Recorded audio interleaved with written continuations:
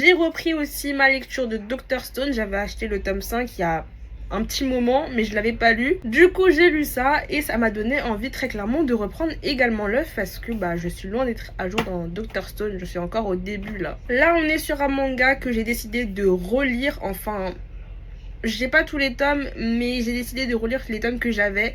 Je parle de Le bateau de Thésée. J'ai lu du tome 1 au tome 3, si je me trompe pas. Non, j'ai pas encore lu le tome 4.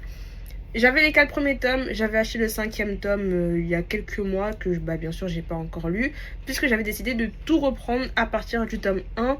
Mais enfin, c'est pas que j'ai oublié. Je sais que cette œuvre était incroyable, mais là, le bateau de Thésée. Waouh! J'ai vraiment très hâte d'avancer dans l'œuvre et de découvrir du coup la fin.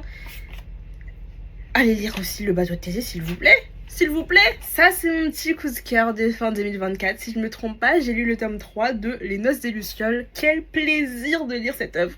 Quel plaisir. J'attends le tome 4 avec impatience. Je vais le prendre à Japan Expo. Je blague pas.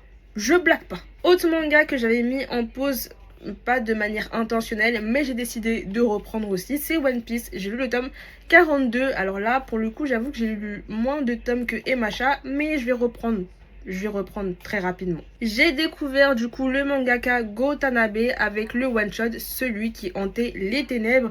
Et bien ce manga ne m'a pas laissée indifférente. Vraiment, pendant toute ma lecture, j'étais très surprise.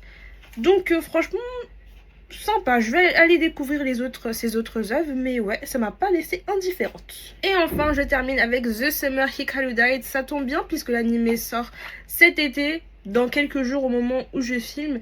J'ai lu le tome 4 et le tome 5 et j'ai vraiment très hâte de découvrir l'œuvre en animé. J'ai vraiment plus que hâte d'ailleurs. Et toi, quelles ont été tes dernières lectures du moment? Dis-moi ça en commentaire.